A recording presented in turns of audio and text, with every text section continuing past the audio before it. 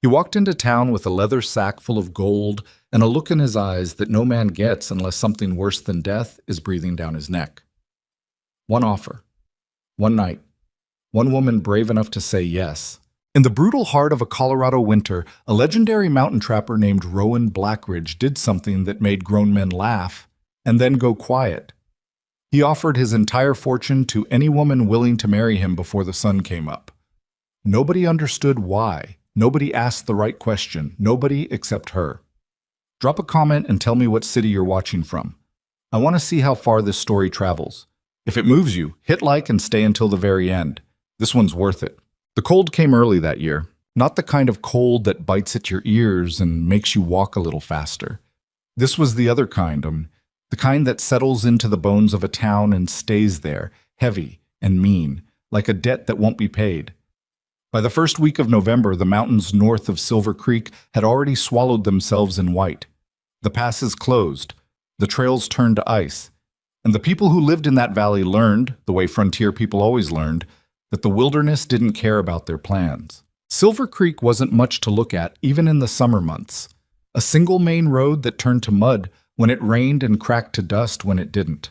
A hardware store, a post office operating out of the back of that same hardware store. 2 saloons, one decent, one not. A bank that everybody trusted slightly less than they should have. A church that everybody attended slightly more than they believed. And a scattering of homes and outbuildings that huddled together as if for warmth. Population, somewhere around 300, depending on the season and who'd died recently. It was the kind of place where everyone knew everyone else's business, and most of that business was hard.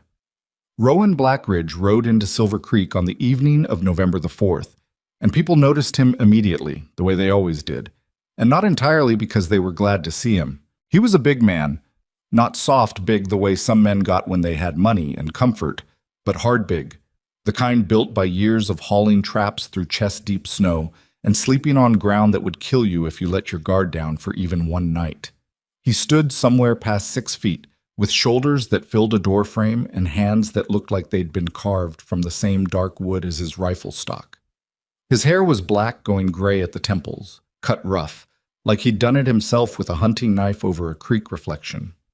His face was weathered in a way that made it impossible to guess his age with any confidence, somewhere between 35 and 50, depending on the light.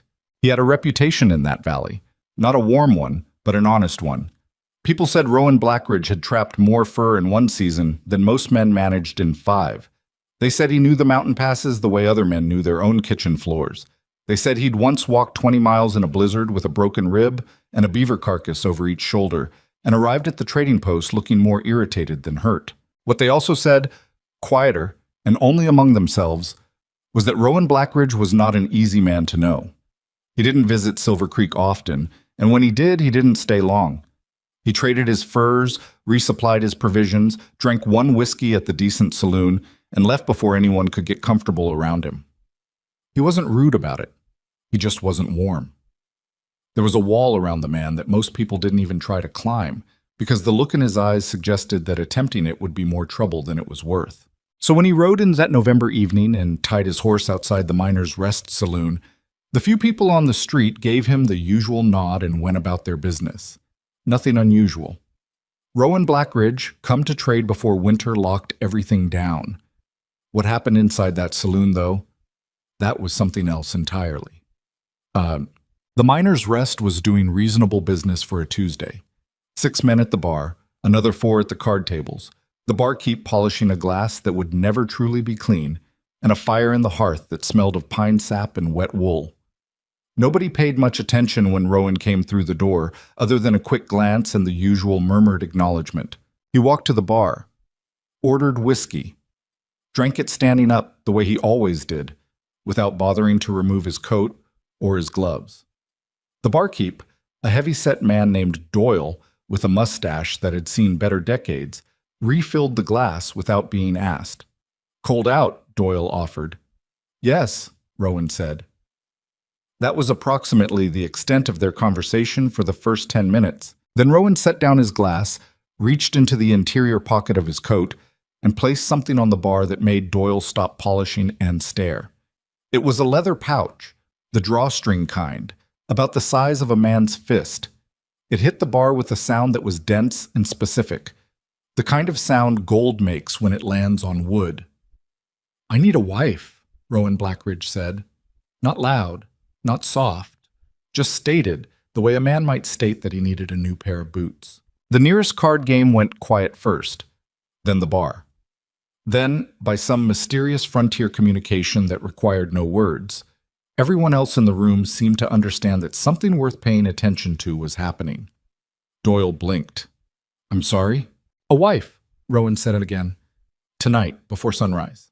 He pushed the leather pouch forward an inch with 2 fingers. "That's raw gold, roughly $800 worth, give or take, depending on current assay prices. It belongs to whatever woman in this town is willing to marry me before morning." For a moment, nobody spoke. Then somebody at the card table said, very carefully, "Come again?" Rowan turned and looked at the room. He didn't seem embarrassed. He didn't seem excited. He looked, if anything, like a man who had weighed every other option available to him and found them all wanting. "I'm not saying it again," he said. "Word'll travel fast enough." He was right about that. Within 20 minutes, the story had jumped the Miners' Rest and was running through Silver Creek like water finding a crack. By the time an hour had passed, there were more people in the saloon than the fire could comfortably warm, and 2 women from the respectable side of town had already come in with their husbands to see what the fuss was about, decided it was either a joke or a trap, and left. The speculation was loud and varied. "Man's lost his mind," said old Pete Granger, who had lived in Silver Creek long enough to have watched a lot of men lose their minds and considered himself something of an expert on the subject. "Too many winters alone up there. Does something to a person." "Maybe he's dying," suggested the woman beside him, whose name was Clara and who worked at the general store. "Maybe he's got some illness and needs someone to, I don't know, take care of things." $800 is a fortune," said someone else. "That's not the kind of money you offer as a joke." "Maybe he's already got someone in mind, and this is just his peculiar way of proposing. His peculiar way is going to get him killed if one of these women's fathers decides he's making sport of them." Through all of this, Rowan stood at the bar and said nothing. He'd ordered a second whiskey, which he also drank standing up. His face revealed nothing. The leather pouch sat on the bar in front of him, and people looked at it the way people look at things they want but don't trust. A few women did approach him over the course of that first hour.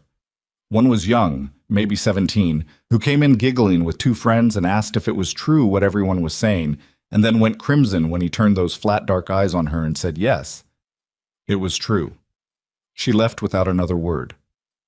Another was a widow named Martha, who'd been struggling since her husband's death the previous winter, and who stood in front of Rowan with her chin up and her hands folded and asked plainly and without embarrassment what exactly he was expecting in exchange for $800 worth of gold. "A legal marriage," Rowan said. "Nothing else required. After that, you keep the gold and do whatever you want with it." Martha thought about this.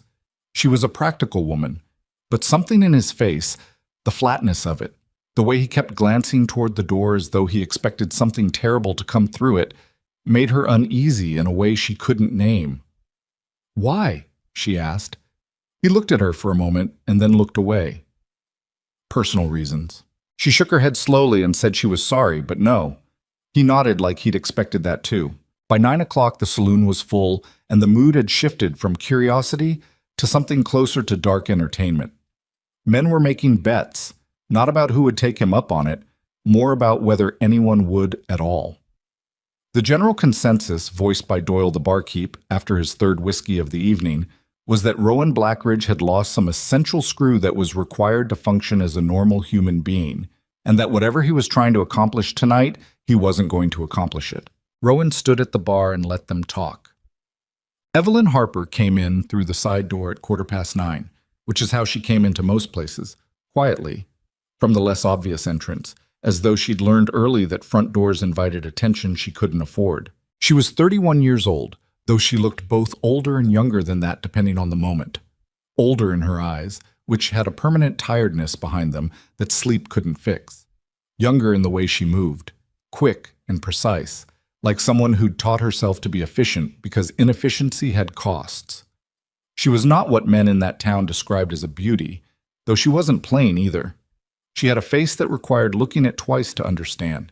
Sharp bones, dark hair pulled back in a practical way that had nothing to do with fashion, and a mouth that pressed itself into a line when she was thinking hard, which was most of the time. She ran the Harper boarding house, which had belonged to her father until 3 years ago, when his heart had quit without warning and left her with the property, the debt, and the complete and terrifying knowledge that she had no idea what she was doing. She'd figured it out, slowly and expensively. The boarding house was still standing. She was still standing, but the margin between still standing and gone was thinner than it had any right to be, and lately it had been getting thinner by the month. She'd come to the saloon because her boarder, a young clerk named Thomas, who owed her 6 weeks of back rent, had reportedly been seen at the Miner's Rest all evening instead of at his room, and she'd decided that watching him spend money on whiskey while she went without was a thing she was no longer willing to tolerate. She'd come to collect, or at least to remind him, with her physical presence, that she existed and that he owed her money. She hadn't come for any other reason. She found Thomas at one of the card tables, as expected, looking sheepish and avoiding her eyes, as also expected. She crossed to him, leaned down, said 3 sentences very quietly, watched him go pale, and stood back up. Whatever she'd said, it worked. Thomas began counting out coins from his vest pocket with the urgency of a man whose priorities had been rapidly reorganized. It was while she was waiting for him to finish that she noticed Rowan Blackridge, or rather, she noticed the space around him. The way people in the saloon kept looking at him and then looking away. The leather pouch on the bar. The whiskey glass he kept refilling but not quite finishing. She caught enough of the surrounding conversation to piece together what was being offered, and she stood there for a moment, just taking it in. $800 to any woman willing to marry him before sunrise. Her first thought was the same as everyone else's. He's lost his mind. Her second thought, which followed immediately and with a kind of hard practicality that embarrassed her slightly, was $800 would pay off the bank loan and keep me going for 2 years. She collected the rent from Thomas, folded the coins into her coat pocket, and should have left. She knew she should have left. Every sensible part of her said leave. She walked to the bar instead. Rowan saw her coming. He watched her the way he watched most things, with a stillness that wasn't passivity, but calculation. And when she stopped in front of him, he waited. She didn't introduce herself, didn't ask about the gold or the terms or any of the things that the other women had asked about. She looked at him for a long moment with those tired, sharp eyes, and then she said, "Who's waiting for you up there?" The bar went quiet around them. It wasn't a loud quiet, more like the sound an ear makes when it suddenly decides to pay very careful attention. Something moved across Rowan Blackridge's face. It was small and fast, and if Evelyn had been looking anywhere else, she'd have missed it. A flicker of something raw, quickly covered, like a window being shuttered against wind.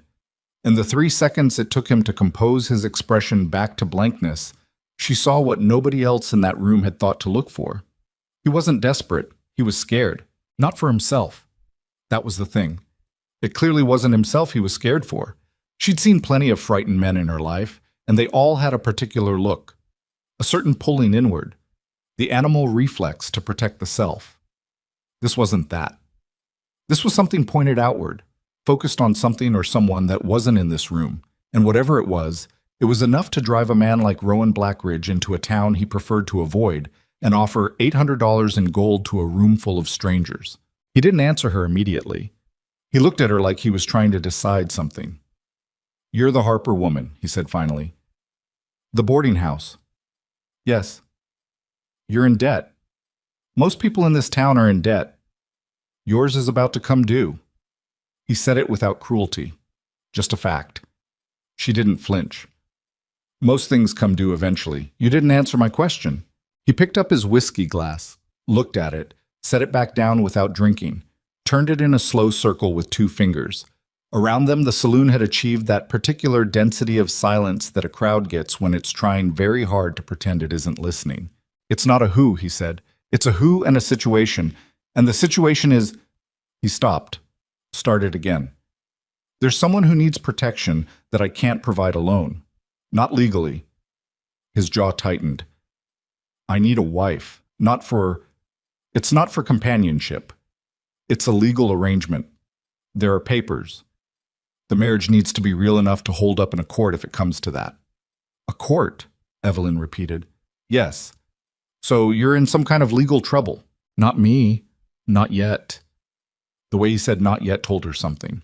She looked at him for a long moment. The sensible parts of her were still saying leave.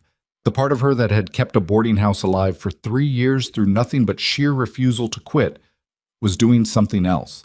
It was listening to the fear behind his flat, dark eyes, and it was calculating distances, and it was recognizing something in his expression that she'd seen in mirrors for the past several months. A person cornered, a person who had run out of good options and was now dealing in whatever remained. "The gold first," she said, "and you tell me everything, all of it." His eyes sharpened. "You're saying yes?" "I'm saying I'm still deciding, but I'm not deciding blind." She leaned her forearms on the bar. "You want a wife by sunrise. You've got—" She looked toward the grimy clock above the bar. 7 hours. "I'd suggest you start talking." Rowan Blackridge looked at her for a long moment. Then, with something that wasn't quite a smile, but occupied approximately the same space in his face, he said, "Doyle, she needs a glass." They talked at the end of the bar, slightly removed from the rest of the room. Doyle pretended not to listen. Everyone else in the saloon pretended not to listen with less success. Rowan talked. Evelyn listened. She asked questions, not many, but precise ones, the kind that came from someone who was used to getting the most information possible from the least amount of available material. He answered them. Not warmly, not easily, but honestly, which she valued more than warmth. He had a niece. Her name was Mia. She was 7 years old. Her mother, his younger sister, Anna, had died the previous spring of fever, leaving Mia with no legal guardian. Anna had told him before she died that he was to take the child, that there was no one else, that she trusted him, and only him. What Anna hadn't been able to protect against was Silas Whitmore. "I know that name," Evelyn said. She said it carefully, the way you say the name of a sickness. Most people in the territory do. Silas Whitmore was a cattle magnate, a man who had started with a single herd 20 years ago and expanded through a combination of business acumen, political maneuvering, and the calculated application of violence to anyone who stood in his way until he effectively controlled a significant portion of the grazing land between Silver Creek and the Wyoming border. He had men in local government. He had lawyers in Denver. He had an estate the size of a small town and the kind of influence that made lawmen look the other way. He also had an interest in Mia. Not in the child herself, Rowan said, and something in his voice made very clear what the alternative to that might have been and what he would have done about it. "And what comes with her? Anna's land, her father's claim." Evelyn frowned. "What kind of claim?" Rowan was quiet for a moment, then, "Silver." She looked at him. "There's a vein," he said, quietly enough that only she could hear. "Anna and her husband found it, years back, before he died. They filed the paperwork. The claim is legal and registered, but it's tied to the land which is now Mia's, which means whoever has legal guardianship of Mia controls the claim," Evelyn finished. "Yes. And Whitmore knows about it." "Whitmore's lawyers found out about it 3 months ago. Since then, he's been working through the courts to establish himself as Mia's legal guardian. On the grounds that Rowan's jaw tightened. "On the grounds that I am not a suitable guardian. I'm unmarried. I live alone in the mountains. I have no fixed property in town. Every argument they make in court is technically legal, and every one of them is a lie dressed up in paperwork." "And a married man," Evelyn said slowly, "with a wife who has property and standing in the community, changes the argument," Rowan said. "Yes."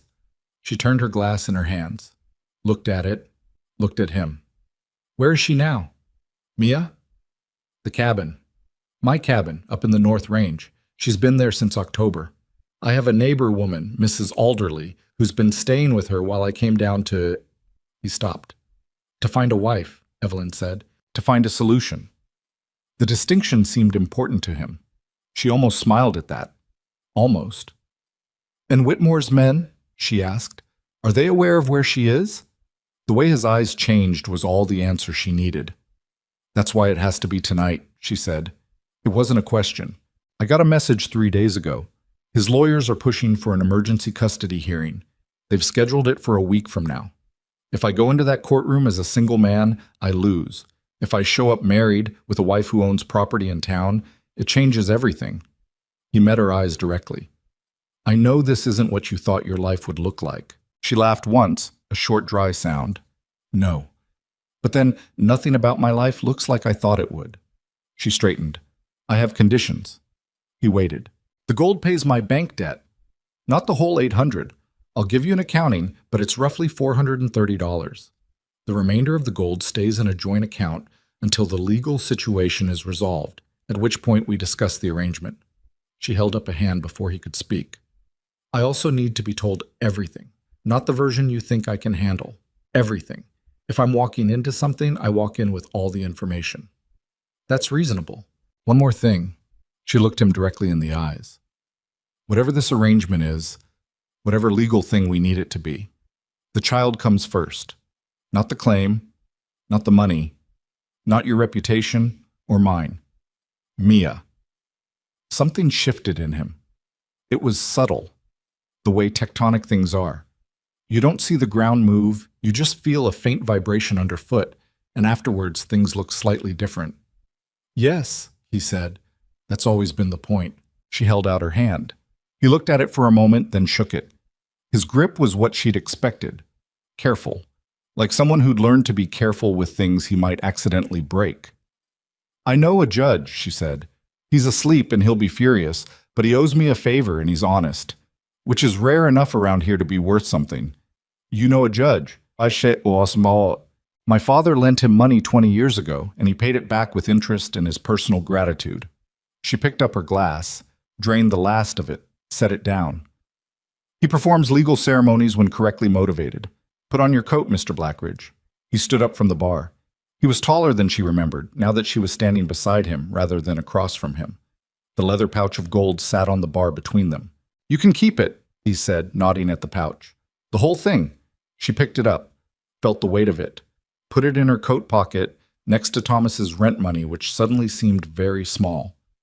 We'll figure out the accounting later, she said.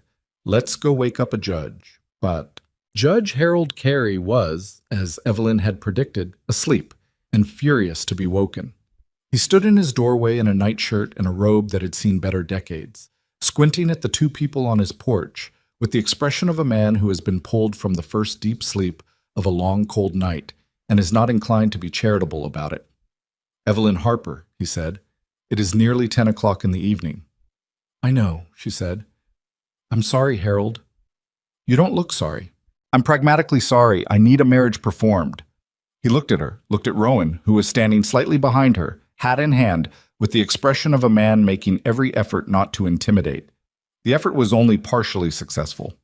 Is this a joke? The judge asked. It is not, Evelyn said. It's November. I'm aware. You've known this man how long? Long enough, she said. Harold, there's a child involved, 7 years old. There's a custody hearing in a week, and the law will eat her alive if we don't do something tonight. Judge Carey looked at Rowan again. Is this true? Yes, sir, Rowan said. The judge pinched the bridge of his nose. Stood there in his nightshirt in the cold November air, the wind pulling at his robe. He was a man of some principle, which was why Evelyn had gone to him, and also why she knew this would take another minute. Come inside, he said finally, in the voice of a man who knows he's going to agree to something but is reserving the right to be grumpy about it. Both of you, I'm not doing this on the porch in the cold. The ceremony was brief. Not cold, but brief. There's a difference. Judge Carey performed it in his kitchen with his wife Eleanor as a witness. Eleanor standing at the kitchen table in her own robe with her hair in a braid, watching the proceedings with the wide alert eyes of a woman who had just been handed the most interesting thing to happen to her in November. She signed the document without being asked, then went and put the kettle on because she was that kind of person. Rowan's hand was steady when he signed. Evelyn's was almost steady. She noticed he noticed. Cold hands, she said. Yes, he said. Neither of them was talking about her hands. When it was done, Judge Carey poured them all a small amount of brandy he kept for occasions that required it, and looked at the two of them sitting at his kitchen table. Two strangers who were, as of 4 minutes ago, legally married, with the expression of a man who had seen a great many things in his years on the frontier and was putting this one in a special category. I hope you know what you're doing, he said. Not entirely, Evelyn said. He seemed to find this answer more reassuring than any false confidence would have been. Outside in the cold, they stood for a moment on the judge's porch. Their breath made small clouds in the night air. The town was quieter now.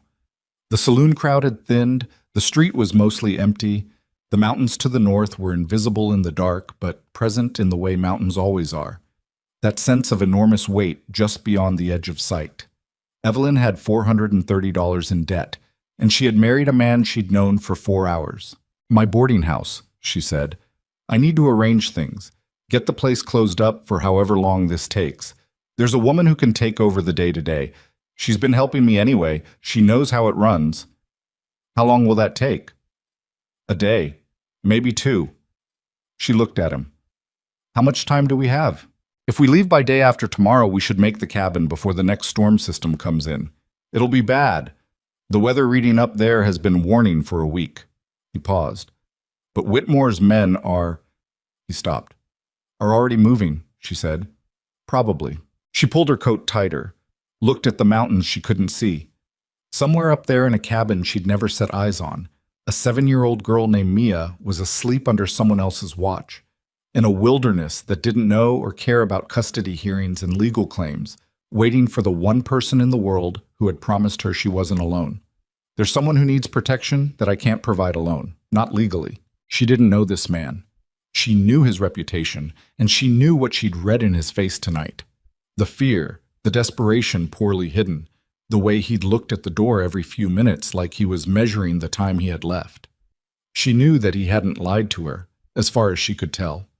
She knew that the thing driving him was the child, and not the silver, though the silver was there too, and she wasn't naive enough to pretend otherwise. She knew almost nothing about who Rowan Blackridge was when he wasn't cornered, but she knew what it was to be cornered, and she knew what it meant when someone stood up anyway. 2 days, she said. "I'll have everything arranged." He nodded. Then, with the particular awkwardness of a man who was not accustomed to certain social transactions, he said, "You should know. Mrs. Alderley, the woman staying with Mia, she can be trusted. And Mia is—" He stopped again. "What?" Evelyn asked. "She's had a difficult year." It came out careful, measured, like he was handing something breakable across a distance. "Losing her mother, the disruption.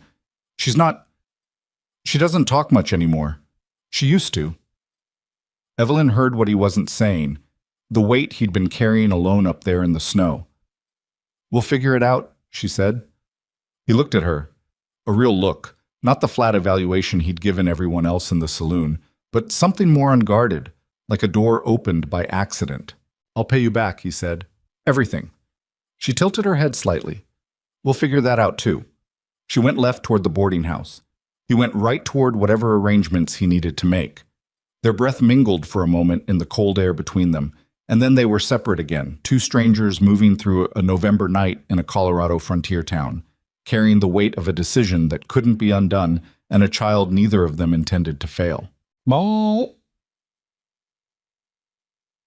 The boarding house, when she got back to it, was quiet. Thomas and the other boarders were all upstairs and asleep or pretending to be. The kitchen fire was down to embers. The clock on the mantel said 11:40. She sat at her kitchen table for a while in the near dark, with the leather pouch of gold in front of her and the marriage certificate folded in her coat pocket, and she let herself feel the full weight of what she'd done. Not the reasons, which she understood, but the act of it, the enormity, the way it changed the shape of every tomorrow between now and whatever came next. $800 of gold and a stranger's ring, which she didn't have yet because there hadn't been time, which was perhaps the most absurd detail of an evening, full of absurd details. She pressed 2 fingers against the cold leather of the pouch. Mia. She didn't know the child, didn't know her face or her voice or the way she held herself. But she knew what it was to be 7 years old and have your world pulled out from under you by forces too large and indifferent to explain. She knew what it felt like to need someone to stand between you and something that wanted to take what was yours. She hadn't had that. Her father had been many things, but a man who stood between her and the hard world had not been among them. Well, maybe she'd gotten here by a strange road, but here she was. She pulled out a piece of paper and began making a list. Practical things. The currency of a practical woman. What needed closing? What needed explaining to Ruth Ann, who would mind the boarding house? What to pack for a mountain cabin in deep winter? What she knew about the law as it applied to guardianship cases, which was less than she'd like and more than Rowan probably expected. The list was long. She wrote until nearly 1 in the morning when the fire was truly dead and her breath was visible in the kitchen. Then she folded the paper, tucked it beside the marriage certificate, and climbed the stairs to her bed to sleep for the few hours that remained before a new and entirely different life began. She didn't sleep well, but she slept, and that, she told herself, was enough.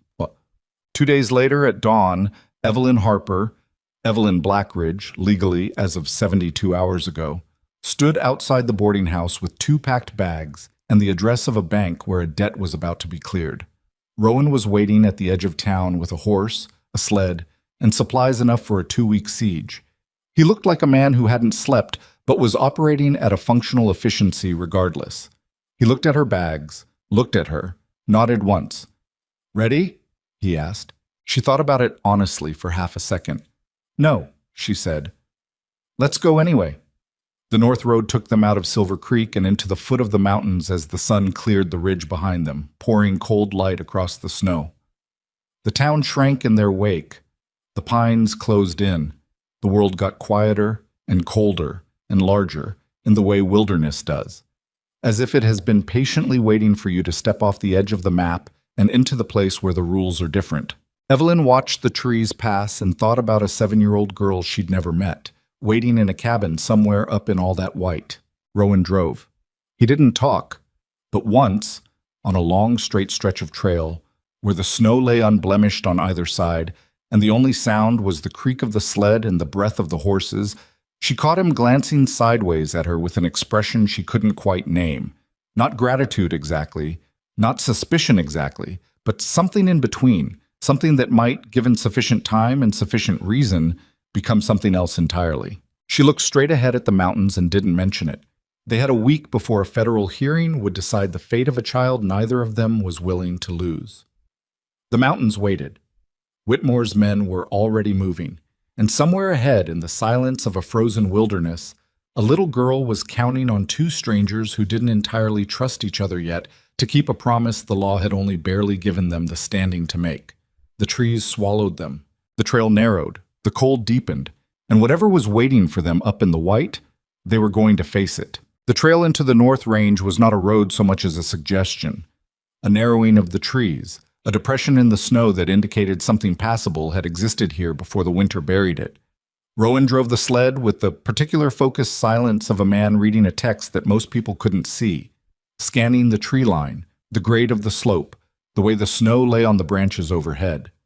Evelyn sat beside him with her bags wedged at her feet and her hands tucked inside her coat, learning to read him the way you learn to read any unfamiliar landscape, by watching what it does when conditions change. He was watchful in a way that was different from nervous. Nervous people moved too much, checked things twice, asked questions they already knew the answer to. Rowan was still, and his stillness had direction to it, the way a compass needle has direction even when it isn't moving. Every few minutes, his eyes went to the tree line on the eastern side of the trail, and the third time she noticed it, she said, "What's over there?" He didn't look at her. Nothing yet. But possibly something. Possibly. He shifted the reins in his hands. Whitmore's men know this trail. They don't know exactly where the cabin is. I was careful about that. But they know the general area, and they're not stupid. How many does he usually send? Depends on what he wants done. A beat. Last time it was 4. She absorbed this. And this time? I don't know. That's what bothers me. The trees pressed closer on both sides, the pines tall and dark and loaded with snow that the wind hadn't managed to shake loose yet. The sled moved steadily, the horses working, their breath coming in long gray clouds. The sky above was the particular white that meant more weather coming. Not immediately, but building, the way pressure builds before something releases. "Tell me about Whitmore," she said. Not because she didn't know the broad strokes, but because she wanted Rowan's version, the version built from whatever proximity to the man had shaped his understanding of him. Rowan was quiet long enough that she thought he might not answer. Then, he started legitimate, not good, but legitimate. Bought out homesteaders who were failing, pushed some, bribed more, built the operation into something real.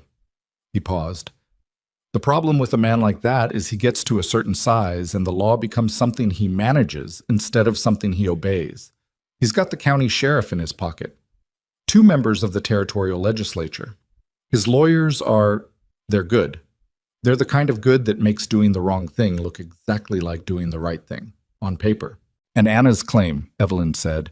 Anna's claim is real and registered and filed with the Federal Land Office, which is the only reason Whitmore hasn't just... He stopped. Just what? His jaw worked, made it disappear. She understood what he wasn't saying. Federal jurisdiction was the one layer of bureaucracy that Whitmore's local influence couldn't easily reach, which meant the coming custody hearing, filed, she presumed, with a territorial court rather than a federal one, was his angle of attack. The hearing, she said. What court? Territorial, Judge Harmon Peel in Greystone. Is Peel in Whitmore's pocket? I don't know. Probably not directly. But Peel's ambitious, and Whitmore's lawyers are very good at making ambitious men feel that ruling a certain way is simply good jurisprudence. He said the last 2 words with a dry flatness that made clear what he thought of that. The argument they'll make is that Mia has no stable home, no consistent care, no female presence in her life. That I'm unsuitable, single, remote, no fixed property in town. They've already submitted affidavits to that effect. From whom? 2 men from Silver Creek who work for Whitmore, though you'd never know it from the paperwork. A muscle jumped in his jaw. And a doctor from Greystone who I've never met, who apparently conducted an evaluation of Mia's living situation based on nothing, as far as I can tell. A fabricated evaluation. Evelyn was quiet, turning this over. The marriage helps, she said. It addresses the single argument and the female presence argument. But they'll push back. They'll say it was arranged specifically to influence the hearing. It was arranged specifically to influence the hearing. I know, but there's a difference between the truth and what you can prove. She looked at him. You need to demonstrate that this is a real household, that Mia is cared for and stable and has been consistently. She has been. Then there needs to be documentation, records, testimony from Mrs. Alderley. I need to see what you actually have on paper. She paused. Rowan, do you have a lawyer? The silence that followed answered the question. No, she said, not unkindly. You don't have a lawyer. I have... He stopped. I had a man in Greystone I was going to approach, but I haven't had a chance to... That's the first thing we do. Before the hearing, she turned back to face the trail. I know someone in Denver. He's expensive, but he's the kind of expensive that's worth it. I can pay. I know you can. The leather pouch was still in her coat, the part that exceeded her bank debt, though she'd had to advance some of it to Ruth Ann before leaving, and a portion had gone to settle accounts she couldn't leave open. The mathematics of it were something she'd work out later, in a cabin, in the dark, the way she'd worked out most of her difficult mathematics over the past 3 years. The sled moved on. The trail wound through a series of switchbacks as it climbed, and the town of Silver Creek disappeared behind them and below them, replaced by nothing but white and gray and the dark geometric line of the pines. Evelyn found herself thinking about Mia, the girl Rowan had described in fragments. Doesn't talk much anymore. She used to. A child who had learned that the world was not safe, who had gone quiet as a form of protection.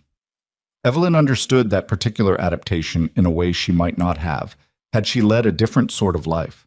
They had been on the trail perhaps 2 hours, and the light was starting to change in that way it does in the late afternoon in the mountains, flattening, losing its angle, turning the snow from white to a pale gray blue, when the horses suddenly pulled.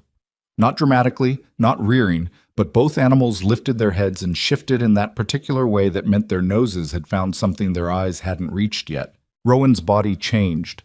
She felt it more than saw it. A tension that didn't look like tension, a settling that was actually preparation. His hand went to the rifle across his knees, not picking it up, just making contact. Stay seated, he said quietly. Don't reach for anything. Let me look. She stayed seated. She also looked. The trees on the eastern side of the trail were still. Too still. In the way trees are too still when what should be moving through them has stopped.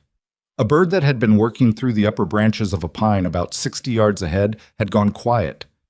A bird going quiet in the woods means something moved it. Rowan brought the sled to a stop. The horses breathed. The silence had texture to it now, filled, the way a held breath is filled. "How many?" she asked, very quietly. "Don't know yet." Just as quiet. He was scanning without appearing to scan, his eyes moving in small, deliberate sweeps. "Could be deer." "You don't think it's deer?" "No." She made herself breathe slowly, looked at the tree line, and thought about 4 men, or more, in the pine shadows with cold hands and orders from a man who treated inconveniences the way ordinary men treated weeds, something to be removed before it crowded out what he actually wanted to grow. The shot, when it came, did not come from where she was looking. It came from behind and to the left, a crack that split the mountain air and sent snow falling from the branches above them in a white cascade. And Rowan was already moving, already low and to the side, pulling her down and sideways with one arm as the second shot came, closer, and one of the horses screamed and lunged forward. "Get down! Under the sled!" She didn't argue. She went low and rolled, hit the snow hard enough to knock the breath from her body, and scrambled toward the underside of the sled as Rowan moved in the opposite direction with his rifle, putting distance between himself and the horses because a man near panicking horses is an easier target than a man in the trees. She pressed flat against the cold undercarriage of the sled and tried to count shots and directions. 2 shooters, at minimum. Possibly 3. There was a third position she thought she could identify from the angle of the second round, which had taken a chunk from the top rail of the sled rather than anything living. Rowan was in the trees. She couldn't see him, but she could track him by the absence of sound in the direction he'd moved. He was a man who moved through winter forest the way a fact moves through an argument, without announcing itself. She heard a crack from his rifle. A pause. Voices. 2, maybe, an argument or alarm, coming from the eastern tree line. Then silence again. Then the sound of someone moving fast through snow, coming toward the trail, and Evelyn had approximately 2 seconds to decide what to do before she made the decision to come out from under the sled and stand up with her hands where they could be seen, because the alternative was being caught on the ground. And she'd always functioned better on her feet. The man who came out of the trees was not Rowan. He was thick across the shoulders and young, younger than she expected. And he had a rifle leveled at her with the uncomfortable steadiness of someone who'd done it before and hadn't been told to feel bad about it. "Don't move," he said. "I'm not moving," she said. He looked at her with a complicated expression. She was not quite what he'd expected to find, apparently. "Where's Blackridge?" "I don't know," she said, which was true. "You're traveling with him?" "Yes." "Where's he going?" "I don't know that either." Also largely true. The young man's eyes moved to the tree line and back to her, and in that moment of divided attention, something moved in the shadows behind him. She watched the young man's expression go from guarded to blank in a very specific way, and she looked at the ground because she didn't need to see what happened next. There was a sound of impact and weight redistributing and then snow shifting, and then Rowan was stepping over the young man on the ground, not dead from the way he was breathing, just stopped, and he had blood on his left forearm that was darkening his sleeve. She looked at the arm. He looked at it too, briefly. "How bad?" she asked. "Enough," he said. "Not bad enough to matter right now." "That means it's bad enough to matter later." He was already scanning the tree line again. There were 3, 2 in the east, 1 behind us. "The one behind us is running." He said it with controlled frustration, which means he'll report back. "Report what?" "That we were on this trail, that you're with me." He looked at her. A quick, full assessment, the kind soldiers give each other to check for damage. "Are you hurt?" "No." She crossed to him and looked at the arm. The sleeve was torn, and the wound beneath was a gouge rather than a hole, a graze, but a deep one, still bleeding steadily. "This needs to be wrapped. Later." "Now," she said, "you're bleeding on the snow, and blood in the snow leaves a trail, and you just told me someone who knows we're here is running back to Whitmore." She held his gaze. 30 seconds. He stood still and let her wrap his arm with a strip of cloth she pulled from the pack on the sled. using the quick, competent movements of someone who'd been binding wounds since she was 17 and watching her father drink himself into things he bled from. He watched her face while she worked. She didn't look up. "Done," she said. They got the sled moving again. The horse that had been grazed by the first shot was frightened but functional. The round had taken fur and skin from its flank without going deep. Animals are more resilient than people expect, Evelyn thought, as long as you keep moving them and don't let them think too long about what they just survived. She knew something about that too. "They were warning shots," Rowan said, after a mile of silence. "Mostly. 3 men with rifles sending warning shots still means 3 men with rifles." "Yes." He was quiet. "Whitmore's escalating. He's done with legal pressure as his only approach." Another pause. "I knew he would. I just thought we had more time." "How much farther to the cabin?" 5 hours, maybe 6, with the conditions." "Then we don't stop." He glanced at her sideways. "You're not—" He stopped. "What?" "You're not what I expected," he said. She looked at the trail ahead. "What did you expect?" "Someone who'd want to go back to town after the first shooting." "Well," she said, "I've never been back to anywhere before. I don't see why I'd start now." He didn't reply to that. But something shifted in the set of his shoulders. Not relaxation exactly, but something adjacent to it, like a machine that's been running slightly misaligned, clicking into a better configuration. They drove on into the darkening afternoon, through the deep cold in the heavy pines and the silence of a mountain that had been watching this kind of desperation play out on its slopes for a very long time and had formed no opinions about it. The trail climbed, the air thinned, the sky sealed itself from horizon to horizon in an even white that promised snow before morning. She thought about the young man Rowan had left on the ground back there, breathing. "Will he be all right?" she asked. He seemed to know immediately what she meant. "Yes, cold enough to be uncomfortable. Not cold enough to kill him before his friends find him." "You didn't—" "No." She nodded slowly. She wanted to ask how he made that calculation in the moment. The decision about how much force to use and when. She didn't ask. Some things you learn by watching, not by interrogating. The first stars were showing through a break in the cloud cover, faint and cold, when the trees opened and she saw the cabin. It was smaller than she'd imagined, which was not the same as small. A solid low-roof structure built into the slope with the practical ugliness of something designed to survive rather than to be admired. Chinked logs, deep-set windows, a chimney that was currently doing its job with a thin thread of smoke rising straight up in the still air. A wood pile that stood taller than she did ran along the south wall. There was a lean-to for the horses, roughly built but adequate. It was the smoke that hit her first. The smell of it, pine wood and something cooking, drifting down the slope on the air. Then the warmth as they got closer, even before they reached the door. The smell of a fire someone had been tending carefully for a long time. Rowan tied the horses and they came up the short slope to the door and he knocked. 2 quick, 1 pause, 2 more, the pattern of something established in private. A sound from inside. Footsteps. The door opened. Mrs. Alderley was a compact woman somewhere in her 60s with a face creased by mountain weather and an expression that managed to be both relieved and assessing at the same time. She looked at Rowan, looked at his arm, looked at Evelyn. "You made it," she said to Rowan.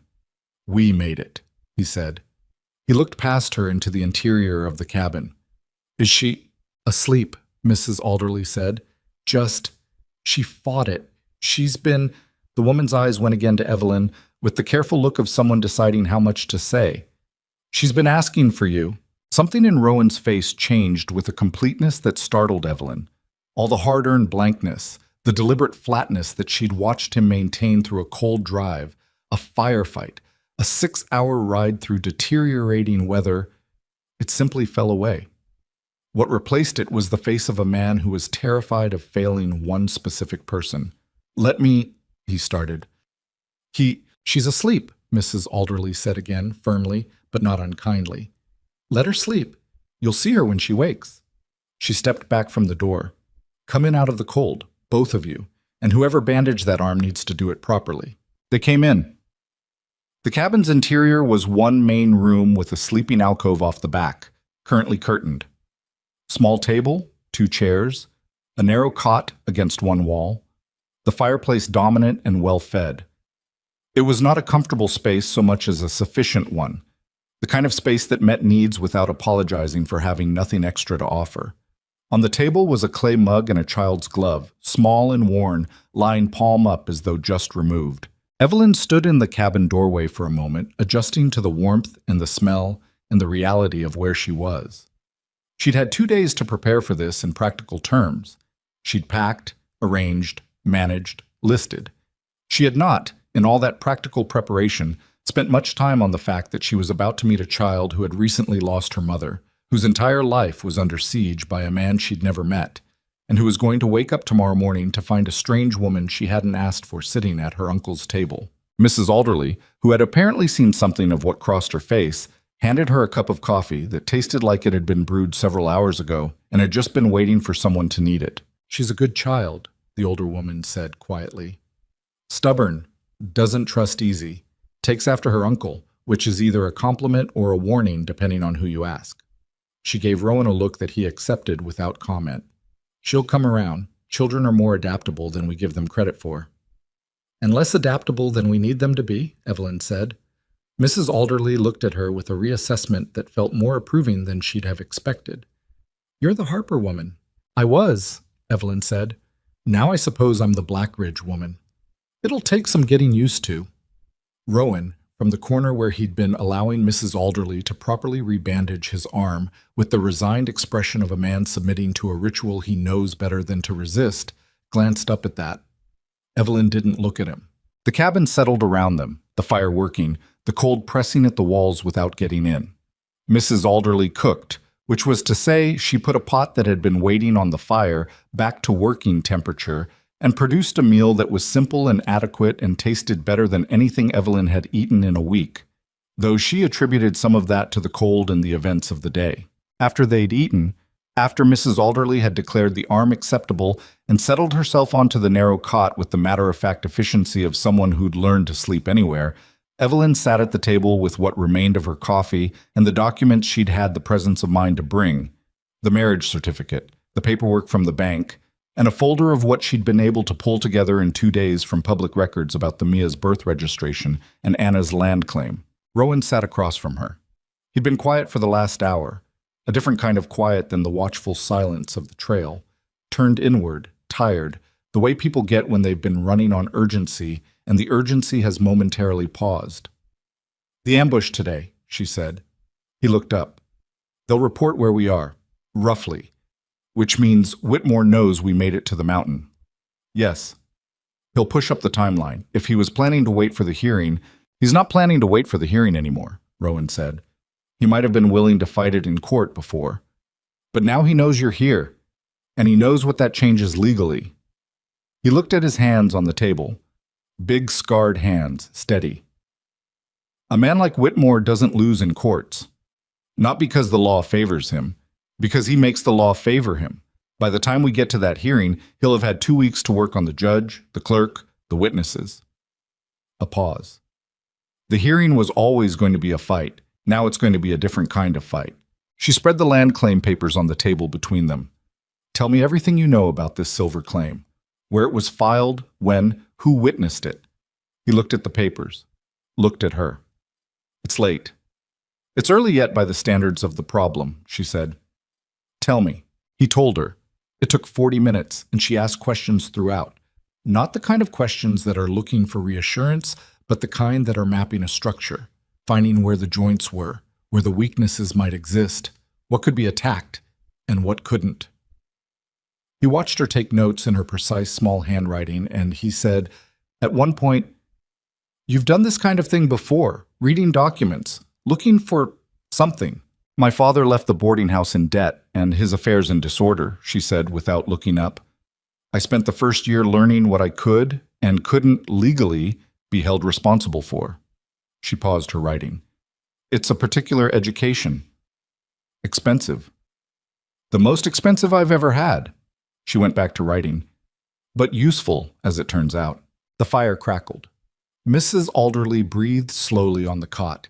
Behind the curtain of the sleeping alcove, Mia slept through whatever she was dreaming, in the silence that children make when they've worn themselves out with grief or worry or both. Evelyn found what she was looking for near midnight. It was buried in the land claim documentation, a registration detail, a specific witnessing requirement for submineral claims in the territorial code, and a second document in the folder that she almost missed because it was older and water-stained at one corner. She sat very still for a moment. Then she said, "Rowan." He'd been half asleep in his chair, the way working men learn to rest without entirely disappearing. He came back immediately. "What?" She turned the paper toward him. "Who filed this second witness affidavit on the claim?" He looked at it. Something moved through his expression. I've never seen this one." He picked it up. "This is Anna's handwriting." He looked up at Evelyn. "Where did you get this?" "It was in the folder with the other documents. I don't think you knew it was there." He turned the paper over, read it again, set it down carefully. "What does it mean?" he asked. Evelyn looked at him across the table, in the firelight, in a cabin surrounded by snow and silence, and the particular weight of a danger that had not finished arriving. "It means," she said slowly, "that Whitmore's entire claim, the legal argument his lawyers built, has a foundation problem." She smoothed the paper flat with her palm. "It means Anna knew something she made sure was on record, and either Whitmore's lawyers missed it, or they missed that we might find it." She looked at the document. "It means this case just changed shape." Outside, the wind had picked up. Snow beginning, tapping at the window glass with the patience of something that had done this before, and knew it would outlast whatever was inside. But inside the cabin, something that might have been, cautiously, incrementally, called hope, had just shifted position at the table. The snow that had started tapping at the cabin window overnight did not stop. By morning, it was falling in the serious way that mountain snow falls when it means to stay, thick and windless, the kind that piles rather than drifts, that covers the world in layers and makes everything that existed before it seem like something you might have imagined. Mia woke before anyone else. Evelyn heard the small sounds from behind the curtained alcove, the shift of weight, the particular silence of a child who has woken in the dark and is deciding whether the world outside her sleeping space is safe. She'd been lying awake herself for the better part of an hour, turning the water-stained document over in her mind. And when she heard Mia, she sat up carefully from the narrow cot Mrs. Alderley had vacated sometime in the early hours to take the chair. She didn't go to the curtain. She got up, moved to the fire, added 2 pieces of wood, and put the kettle on. Ordinary sounds, the kind that mean the morning is proceeding normally, that nothing out there is worse than the cold. After a while, the curtain moved. Mia was small for 7, or perhaps exactly the right size for 7, and Evelyn had simply forgotten what 7 looked like up close. Dark hair, tangled from sleep. Her father's eyes, maybe, or her mother's. Evelyn had no way to know. She stood at the edge of the alcove with her small hand holding the curtain aside, and she looked at Evelyn with the flat, careful assessment of a child who had recently learned that new people in familiar spaces were not automatically good news. They looked at each other. Evelyn didn't smile. The wide, forced smile of an adult trying to be liked by a child is one of the most dishonest gestures in the human repertoire, and children know it. She just said, "Good morning. I'm Evelyn. The water's almost hot." Mia looked at her for another long moment. Then her eyes went to the curtain on the far side of the room, the main door, beyond which Rowan had gone out an hour ago to check the horses and the surrounding terrain. Evelyn had tracked him by sound until she lost him in the snow. "He went to check on the horses," Evelyn said. "He'll be back soon." Mia looked at the door, then at Evelyn. Then she crossed the room in her socks and sat down at the table. And that was the beginning of whatever they were going to be to each other. Rowan came back cold and snow-dusted and reported, while removing his coat, that the horses were fine. The snow was 8 inches deep and still coming, and the eastern trail, the one they'd come in on, was already impassable enough that anyone following it would have a significant problem. He said this last part in a tone that was meant to be neutral, and that Evelyn understood was specifically measured not to alarm Mia. Mia, who was watching him with the focused attention of a child tracking the one fixed point in an unstable world, said nothing. She took the cup of hot water Evelyn put in front of her and held it in both hands. Rowan sat across from her, and his entire manner changed in the way Evelyn had noticed the night before. That dropping of the wall, the unguarded quality he had only in this child's presence. "You okay?" he asked. Mia shrugged. "I know," he said. And the way he said it, not as dismissal, not as fix, just as acknowledgement, told Evelyn something specific and important about who this man was when he wasn't being watched by people he needed to perform competence for. Mrs. Alderley made breakfast from what the cabin's stores provided, which was adequate if uninspired, and they ate together at the small table in the snowfall light, and the conversation was careful and practical, and nobody mentioned Silas Whitmore, though his name was in the room the way smoke is in a room, even after the fire is banked. The document stayed on the table between the breakfast things.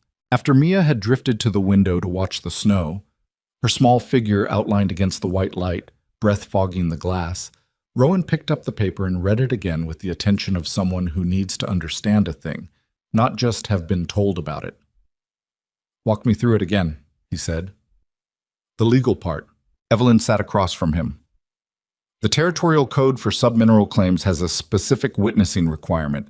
2 independent witnesses to the primary survey, both of whom must be non-related to the claimant and resident in the territory for at least 1 year prior to filing. She tapped the main claim documents.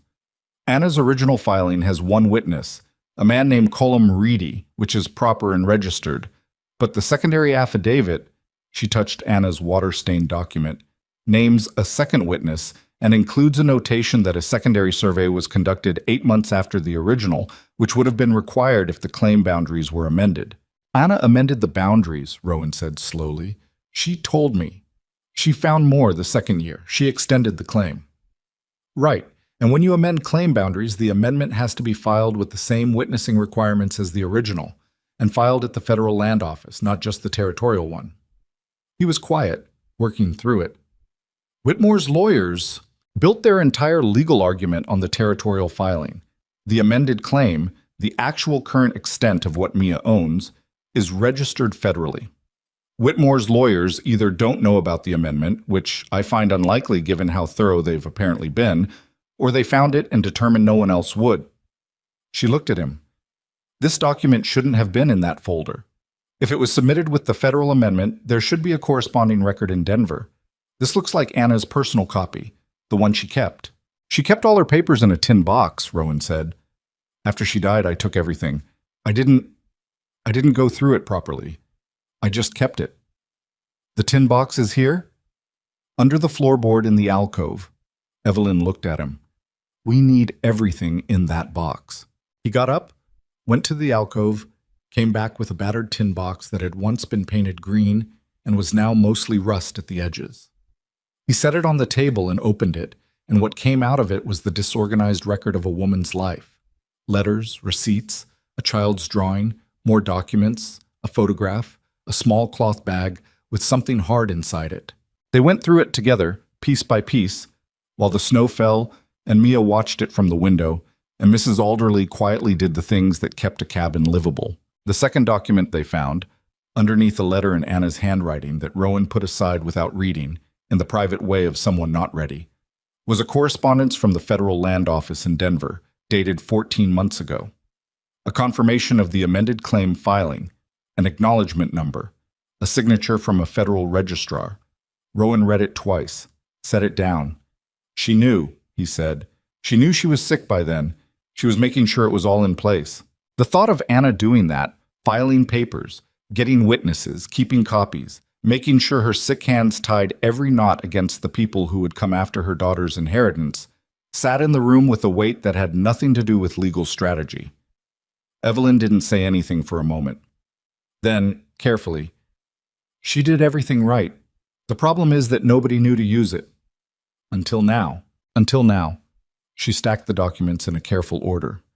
The federal registration means Whitmore's territorial court play falls apart at its foundation. The claim isn't under territorial jurisdiction. He can't use a territorial judge to adjudicate something that's federally registered. She looked at the papers. His lawyers know territorial law. They may be less prepared for federal procedure. "Can we get this to Denver before the hearing? We need to get it to a federal court representative. If there's a federal magistrate's office in Greystone, There is small office. One clerk, I think. That's enough. She paused. But getting to Greystone through this storm is not possible today, Rowan said. Tomorrow, maybe, if it stops overnight. The storm did not stop overnight. It continued through the day and into the following night with the single-minded commitment of weather that has made a decision and intends to honor it. The temperature dropped.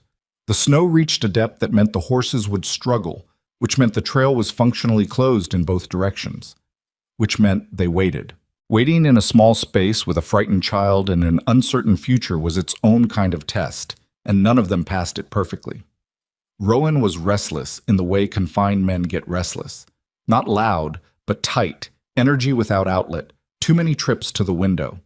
Mrs. Alderley compensated by doing every possible useful thing she could find to do, which after the first day left her running out of things and growing quieter. Evelyn worked.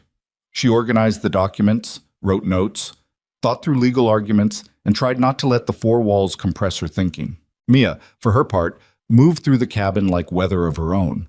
Present, then not. Watching, then looking away. On the second afternoon, she sat near Evelyn while Evelyn was writing. Not close, but close enough. Evelyn kept writing and didn't make anything of it. After a while, Mia said, "What are you writing?" Her voice was a surprise, low for a child's and a little rough, like something that hadn't been used much. Evelyn looked up. "Notes about your mama's papers." Mia looked at the documents on the table. Something crossed her face, a flicker of something complicated and barely controlled that only showed for a second before the child smoothed it back. "Uncle Rowan has those." "Yes, we're going over them together." Mia was quiet. Then, "Are the bad people coming here?" Evelyn put down her pen. She thought about the various kinds of answer available and chose the true one. "Maybe. We don't know yet." Mia absorbed this with the seriousness of a child who has been told the truth before and respects it more than comfort. "Uncle Rowan will stop them." "Yes," Evelyn said. "And so will I." Mia looked at her. Another one of those flat, careful assessments. "How?" Evelyn touched the documents. "This is how." The girl looked at the papers for a long moment. Then she reached out and touched the edge of Anna's water-stained affidavit with one fingertip, barely making contact, the way you touch something that might be hot and might not be. "Mama wrote that," she said. "Yes." "She wrote lots of things. She always said—" Mia stopped, swallowed. "She said writing things down was how you made them real." Evelyn looked at the girl, at the careful held-in quality of her, the grief that had gone underground rather than evaporate. "Your mama was right," she said. "That's exactly what this is." Mia took her hand back from the document. She sat there for another minute, and then she went back to the window in the snow, and Evelyn picked up her pen, and neither of them mentioned it again that day. But something had shifted in the quality of Mia's silence when she was near Evelyn. Not gone, not warm, just slightly less defended than before. It was on the morning of the third day that Rowan came in from checking the horses with a different quality in his movement, and Evelyn knew before he spoke. "Riders," he said. He said it low without urgency, but Mrs. Alderley heard and straightened, and Evelyn was already on her feet. "How many?" "I can't tell yet. The snow's still heavy enough to cut visibility, but there are tracks coming up the north approach, the long way, which means someone who knows this mountain well enough to find it, but not well enough to know the shorter line." He was already at the rifle cabinet, pulling down the second gun, checking it. "They'll be here within an hour." "Mia," Mrs. Alderley said, already moving toward the alcove. "Keep her quiet," Rowan said, "and keep her there." Evelyn looked at the documents on the table. She picked up Anna's affidavit, the federal correspondence, the amended claim registration, folded them carefully, and put them inside her coat, against her chest. Rowan watched her do this. He didn't say anything, but his eyes registered it. "If they get past you," she said. "They won't." "But if they do," she said without heat, "I'll have the documents." He looked at her for a moment with that unguarded quality he usually reserved for Mia. Then he nodded once and turned back to the window. The riders came out of the snow at the lower edge of the cabin's clearing like shapes assembling from nothing, the storm giving them up one at a time until there were 8 of them, which was 4 more than before. and they were not making any effort at subtlety. They came in a line, spread across the width of the clearing, and they stopped at 30 yards and waited. Silas Whitmore rode in the center. He was older than Evelyn had expected, mid-60s, she thought, or a hard-lived 55 with the kind of physical confidence that comes from decades of being obeyed. He was dressed well, even for the mountain cold, a long canvas coat and a good hat and gloves that probably cost more than most of Silver Creek's monthly commerce. He sat his horse with the ease of a man who had given orders from horseback his entire adult life and never had cause to question whether they'd be followed. He looked at the cabin, looked at the window where Rowan was standing, looked, and this particular detail registered in Evelyn's chest with a cold precision, at the smaller shadow behind Rowan, which was Mia, whom Mrs. Alderley hadn't quite gotten to the alcove yet. "Blackridge," Whitmore called. His voice carried without effort, deep and conversational, the voice of a man accustomed to not having to raise it. "I'm not here to cause trouble. I'm here for the child. Bring her out and we finish this without anything unpleasant happening." Rowan opened the door, stepped out onto the narrow porch with his rifle in his hands, not raised, just present. "The child's not going anywhere with you, Whitmore. That's not your decision to make." Whitmore's tone didn't change. It had the quality of a man explaining something to someone who was about to understand. "I have a court order, emergency custody, signed and dated. If you'd like to see it—" "The court order you're describing," Rowan said, "is from Judge Peel, Territorial Court." His voice was flat and steady. "The claim you're trying to take her for is federally registered. You know that. Your lawyers know that." Something moved in Whitmore's expression. Not shock. He was too controlled for that, but recalculation.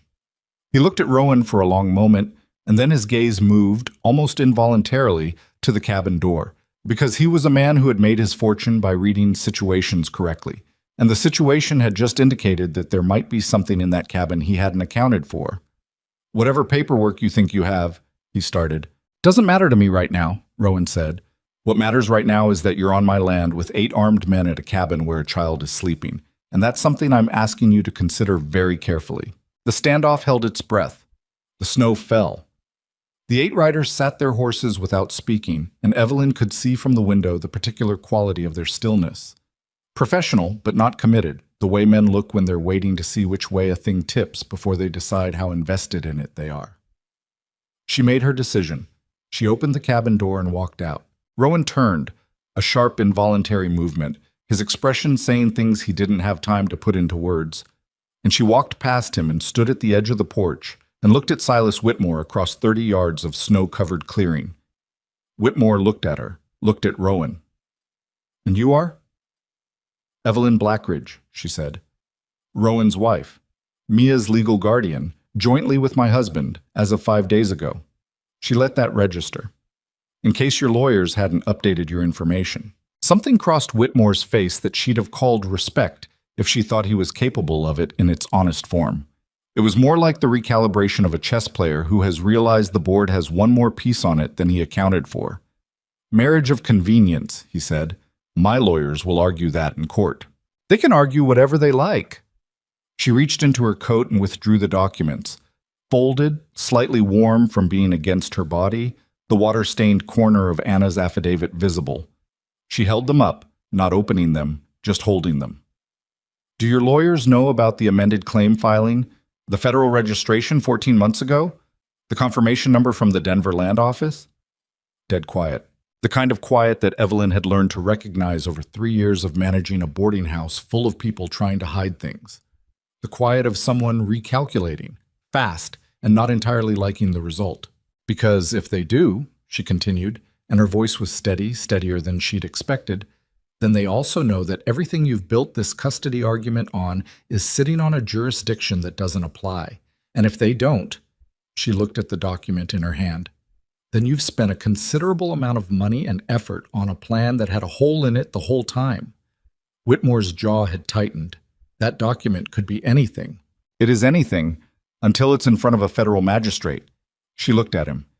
"Which is where it's going the moment this storm clears and this road is passable. Unless something happens to us up here first." She kept her voice even. "In which case the question becomes, what happened to the Blackridge family and who knew where they were? Federal questions tend to get federal attention. One of the riders shifted in his saddle, a small movement, but visible.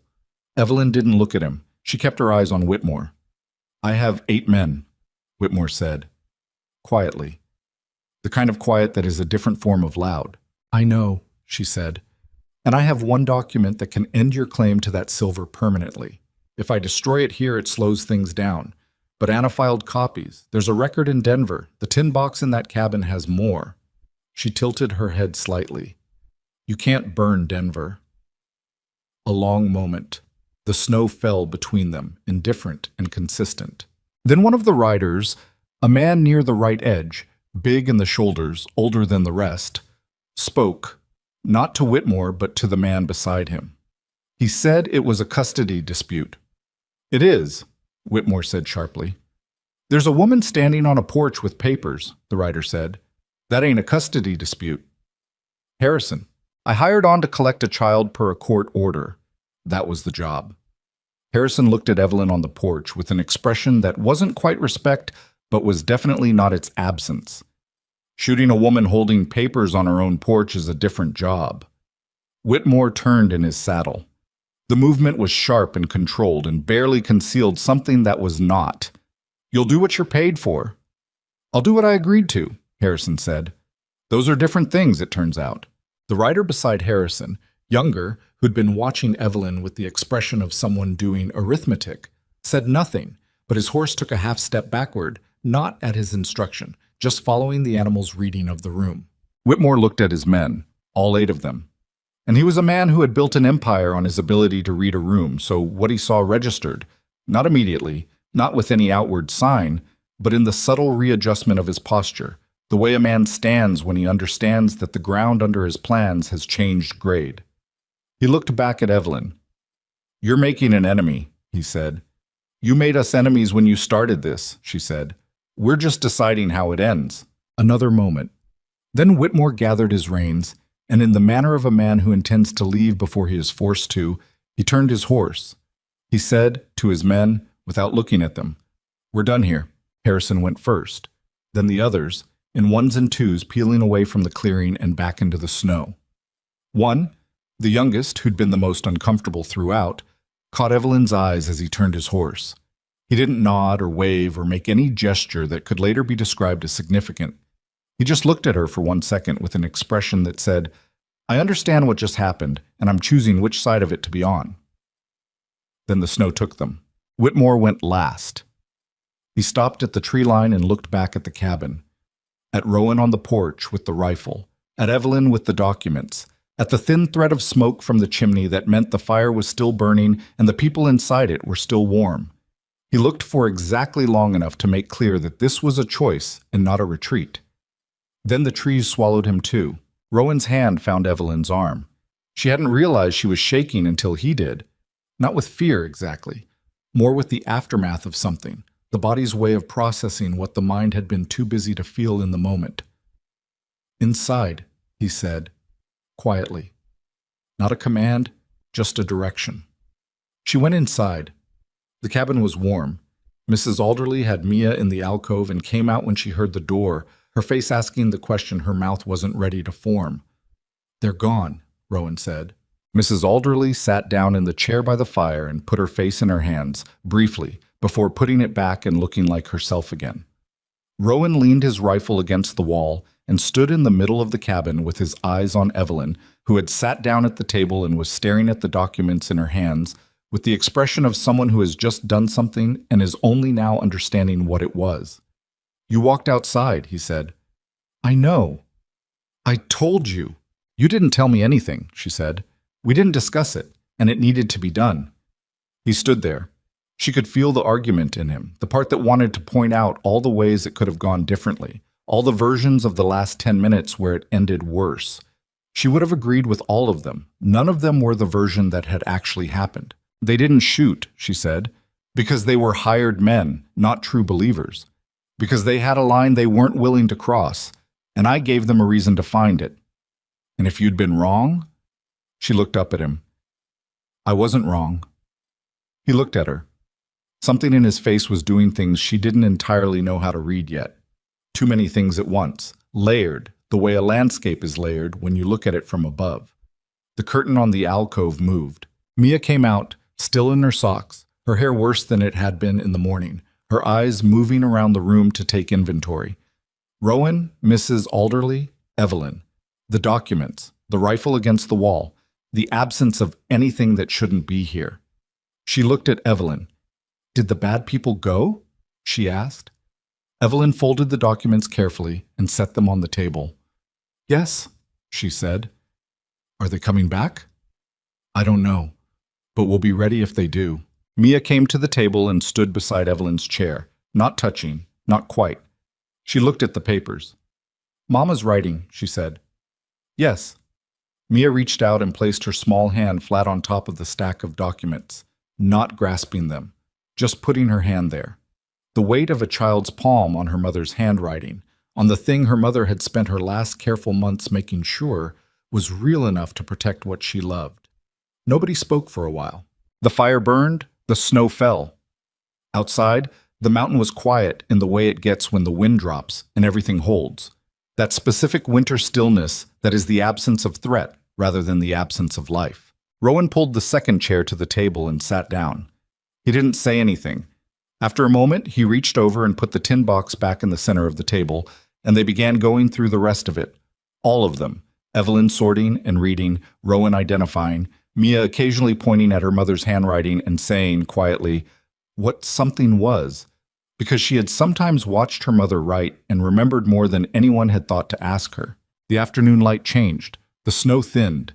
Somewhere below them, Silas Whitmore was riding back down the mountain with 8 men and a plan that had a hole in it that was going to keep getting larger. And in the cabin, around a table covered in an ordinary woman's extraordinary foresight, the family that had been assembled from necessity was quietly, imperfectly, without ceremony, beginning to be real. The storm broke on the 4th morning. It didn't announce itself. Mountain weather rarely does anything so courteous. 1 hour the snow was still coming down in that heavy, purposeful way it had maintained for 3 days, and the next Evelyn looked up from the documents and realized the light through the window had changed quality, sharpened, and the sound of wind in the eaves had stopped. She went to the window and looked out at a world that had been remade in white. The clearing around the cabin smooth and unbroken, the trees bearing their loads of snow with the patient stillness of things that had been doing this for centuries, and expected to keep doing it. Clear sky at the ridgeline, the kind of blue that only exists at altitude in winter. "Rowan," she said. He was already up. He'd slept badly. She'd heard him moving through the night, the creak of the floor under his weight, the sound of the door opening briefly and closing again, the particular insomnia of a man who feels responsible for things he can't currently control. He came to the window and looked at the ridge and then at the trail and then at her. "We can make Greystone by tomorrow afternoon if we leave within the hour," he said. They left within the hour. Mrs. Alderley stayed at the cabin with Mia, a decision that cost Rowan something visible, the leaving of the girl, but which was the right decision, and he knew it. The trail to Greystone crossed exposed ridgeline in 2 places, and whatever remained of Whitmore's interest in stopping them was an unknown quantity that neither of them was willing to expose Mia to again. The cabin was defensible. Mrs. Alderley was a woman who kept a shotgun under the bed and had demonstrated over the previous 4 days a specific unflappable quality that Evelyn had come to respect considerably. Mia stood at the cabin door when they were ready to go, with her arms folded across her chest in the particular way she had of holding herself when she was working not to show something. She looked at Rowan first, and the look that passed between them was the compressed language of people who have built a private vocabulary over months of proximity and loss. Too much said in it to translate accurately for anyone watching from the outside. Then she looked at Evelyn. "You're coming back," Mia said. Not a question, quite, but close enough to one that it required an answer. "Yes," Evelyn said. Mia looked at her with those careful eyes. "People say that." "I know," Evelyn said. "I'm saying it anyway." Something shifted in the girl's expression. Not resolution, not trust exactly, but the beginning of a decision about trust. The way a door doesn't open all at once, but first gives a little at the hinges. She went back inside without another word, which was, Evelyn was learning, Mia's particular form of acceptance. The trail to Greystone in the aftermath of 3 days of snowfall was not a trail so much as an exercise in educated guessing, Rowan reading the landscape beneath the white, the angles and elevations that told him where the ground was solid and where the drifts were concealing drops. The horses moved carefully, picking their footing, and the sled ran clean on the fresh snow, and the world was cold and bright and very quiet. They were 2 hours out from the cabin when Rowan said, without preamble, "What you did on that porch?" Evelyn adjusted her grip on the side rail. "What about it?" "I've been thinking about it for 3 days. "And?" He was quiet for a moment, the reins easy in his hands, his eyes on the trail ahead. "I've been in situations where a thing needed doing, and the person who could do it had to step into open ground to do it," he said. "I know what that costs. In the body, after." He glanced at her. "You were shaking when you came back inside." "I was aware." "You did it anyway." "Yes." He looked at the trail again. "I've known men who couldn't do that, with years of practice and considerably more reason to be confident about the outcome." Another pause. "I want you to know I understand what it was, what it took." Evelyn watched the trees pass. "Whitmore was never going to back down from you," she said. "Not directly. You're the thing he wants to move. Shooting you is complicated. It creates problems he'd rather not have. But shooting you is at least within his existing framework." She kept her voice even. "I was outside his calculation. He didn't have a framework for a woman walking out alone with papers, willing to burn them or not burn them depending on what he did next. He couldn't model it fast enough. That was deliberate.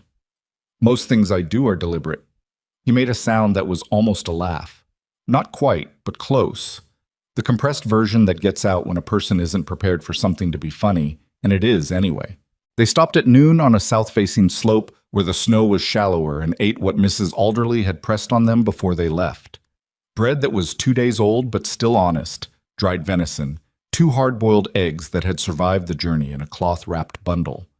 They ate standing because sitting in the snow in the middle of a mountain passage in November is a commitment to cold that neither of them was interested in making. "Tell me about the federal magistrate's office in Greystone," Evelyn said, breaking off a piece of bread. "Small, like I said. The magistrate himself is named Ira Connell. He's—" Rowan considered.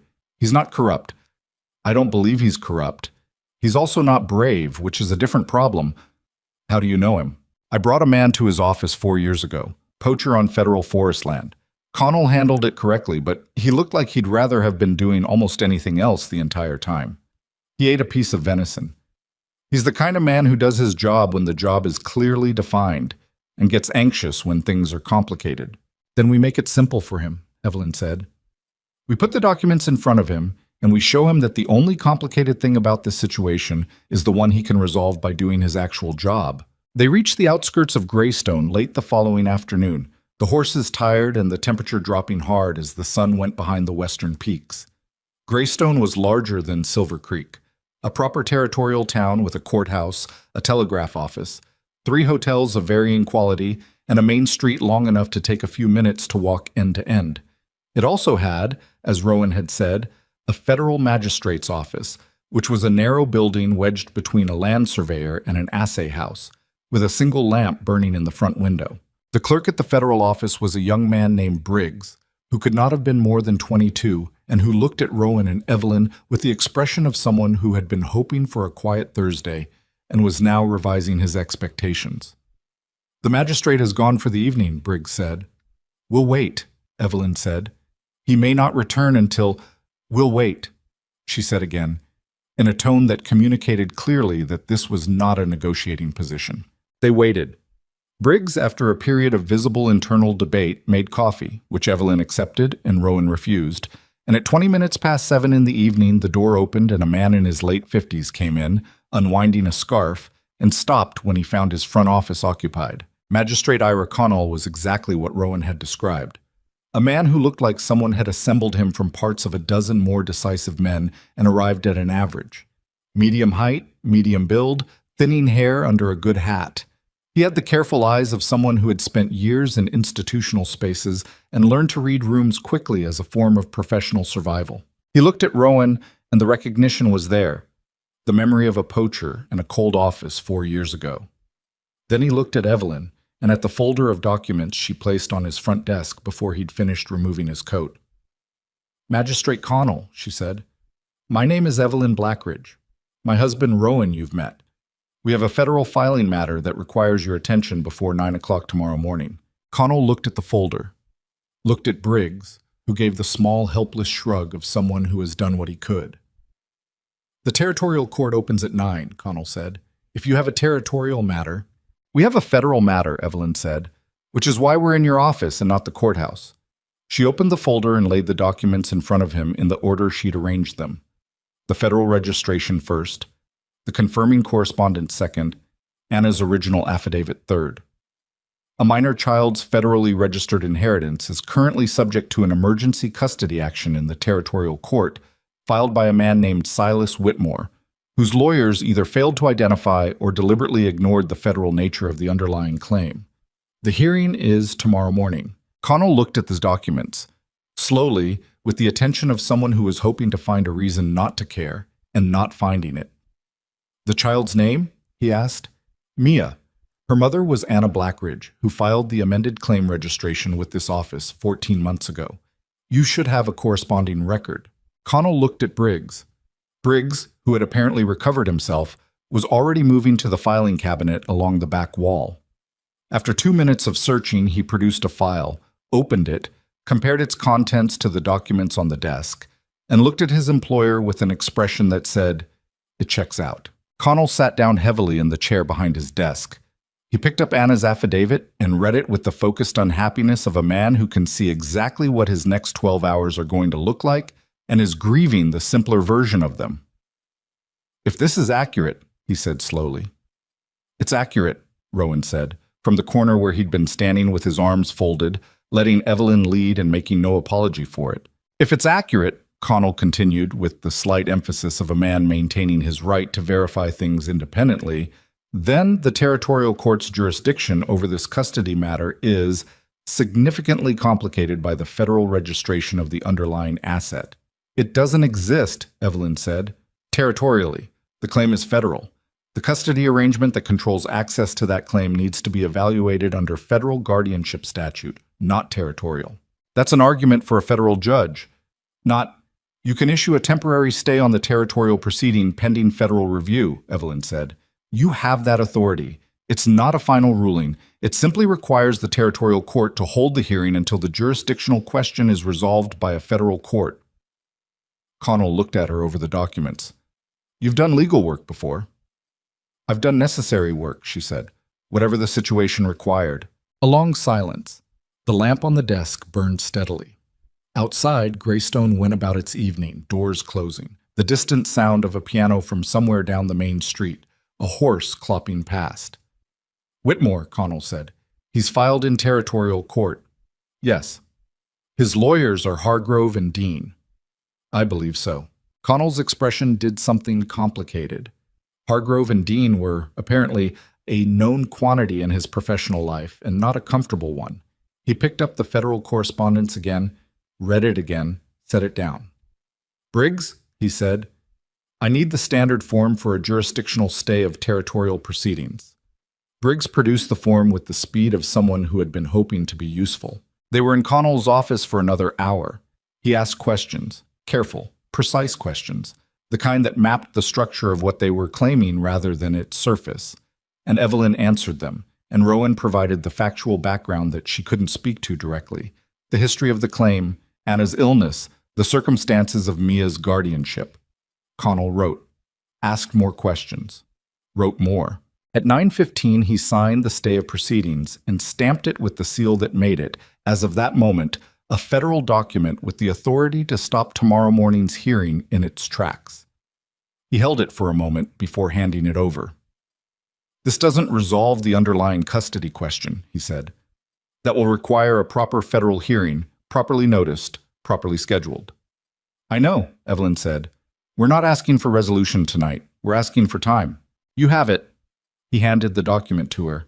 Then, in the tone of someone saying something he feels obligated to say, "Whitmore is a powerful man in this territory." "He is," she agreed. "The federal system is not entirely insulated from—" He stopped, chose his next words. It's not a guarantee. Nothing is, she said, but it's better odds than we had yesterday. Connell looked at her for a moment with the expression of a man seeing something he hadn't expected and wasn't quite sure what to do with. Then he nodded, in the manner of someone who has done what he could and is prepared to let the consequences of good judgment work themselves out. They left his office at 9:30. The night was clear and extraordinary cold. The sky above gray stone packed with stars the way mountain skies get, when the air is dry and the light of towns is not quite enough to overwhelm them. Their breath rose in white clouds. The document was in Evelyn's coat next to Anna's papers, inside a fold of oilcloth she'd bought from Briggs for 10 cents. Rowan stood on the boardwalk outside the magistrate's office and didn't speak for a moment. "Tomorrow morning," Evelyn said, "we need to be at the courthouse when Whitmore's lawyers arrive. The stay has to be served before the hearing convenes, or it doesn't stop anything." "I know." He looked up the street, calculating. "There's a woman here who runs a respectable guest house. We can be at the courthouse by 8. She nodded, started walking. He fell into step beside her, matching her pace without adjusting it. The natural accommodation of two people who have walked enough ground together to have stopped negotiating about it. "Connell was right," Rowan said after a block. "The stay buys time. It doesn't end this." "I know." "Whitmore's lawyers will challenge the jurisdiction argument. It could take months in federal court." "Yes." "Expensive months." She looked at him sideways. "Are you telling me you're worried about the money?" He was quiet for a moment. "I'm telling you I know what this is going to cost, and you've already—" He stopped. "You walked into this for $430 of debt. What you've put in since then is—" "Don't," she said. He looked at her. "Don't try to settle accounts right now," she said. "There'll be time for that. Right now we have a document that stops a hearing tomorrow and a child in a cabin who is sleeping better than she was a week ago, and neither of those things happened because of a transaction." She kept walking. "So don't." He didn't. They walked the rest of the block in silence, and it was the comfortable kind now.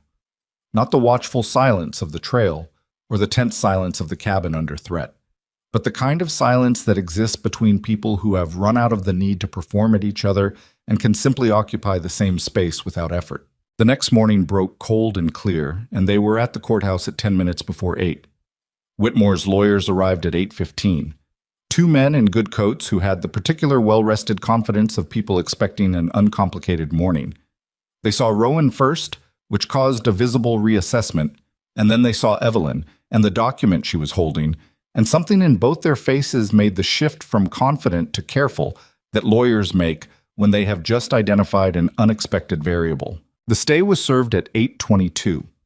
The hearing did not convene. Whitmore himself arrived at 8:40, and Evelyn watched from across the courthouse steps as his lawyers spoke to him in the low, urgent tones of men delivering information that was going to require significant adjustment.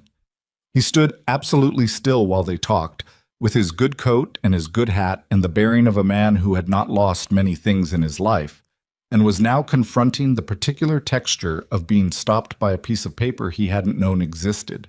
He looked across the courthouse steps and found Evelyn watching him. She did not look away. She did not smile or gesture or do any of the things that would have made it a performance. She just held his gaze steadily, the way she had on the cabin porch, with the same quality, not defiant, not triumphant, just present, just there and not moving and not going anywhere. Whitmore held her gaze for a long moment. Then he looked at Rowan. Rowan was standing slightly behind and to the left of Evelyn, and he was looking at Whitmore with the flat, dark eyes of a man who has carried a weight for a long time and has finally found somewhere to set it down. Not gone, not resolved, but set down, temporarily, in a place that feels solid enough to hold it. Whitmore looked at both of them for a long moment. A calculation behind his eyes that had stopped being about tomorrow and had become about longer timelines, harder mathematics.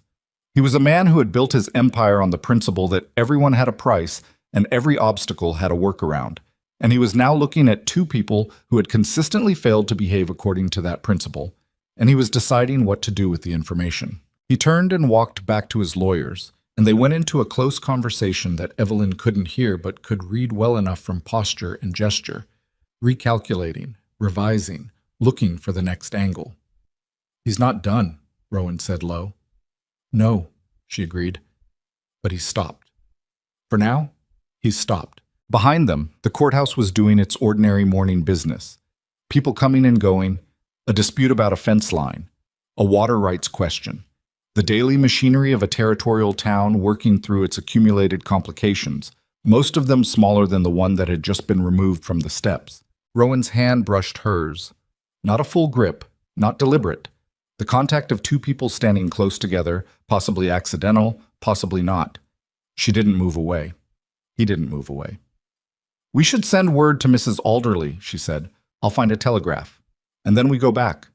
"And then we go back," he agreed. She thought of Mia at the cabin door. "You're coming back."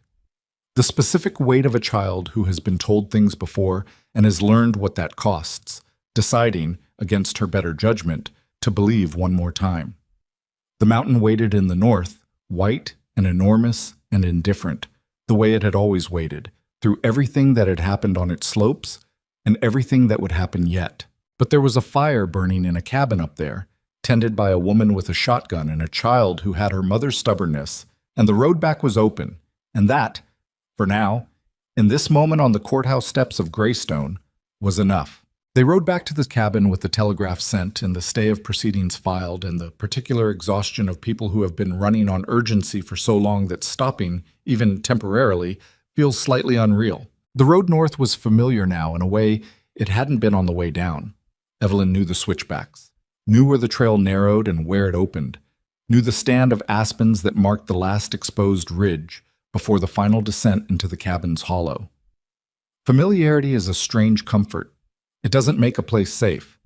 It just means you've survived it before, which is close enough. Rowan drove with the quiet efficiency she'd come to recognize as his natural register. Not cold, just conserving.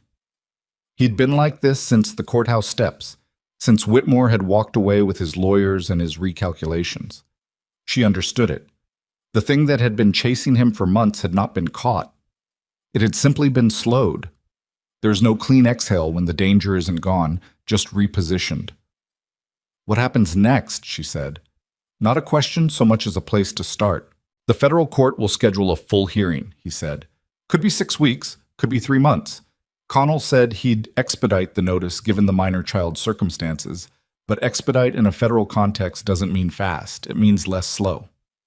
Whitmore's lawyers will file a response to the jurisdictional challenge." "Yes, which we'll need to answer." He glanced at her. "I meant what I said about the cost." "I know you did." She'd been thinking about this. The arithmetic of it, the practical shape of the months ahead.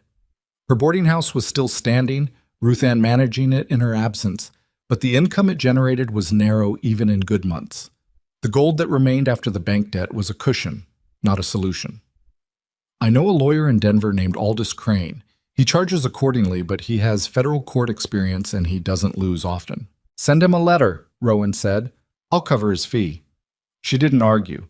He had the silver claim as his eventual asset, and she had a boarding house and a stubbornness that wasn't legal tender, so the division made practical sense even if her pride had a minor objection that she overruled. They were within an hour of the cabin when the smoke appeared on the eastern ridge. Rowan saw it first. She noticed him go still in that specific way, body attentive before he'd consciously processed what his eyes had found. She followed his gaze and saw it, a thin column, too thin for a campfire, more like something that had been put out recently but was still breathing. "That's not the Alderley place," she said. "No." His voice was careful. "That's the Miller claim. Abandoned 2 seasons back." A pause. "Someone's been using it." They didn't speak about it further. They pushed the horses a little harder for the last stretch, and when the cabin came into view, smoke from the chimney, door closed, no disturbance in the snow around it, Evelyn felt something loosen in her chest that she hadn't been aware was tight. Mrs. Alderley opened the door before they'd finished tying the horses. "I saw smoke on the East Ridge this morning," she said without preamble. "Early, before first light." "We saw it," Rowan said.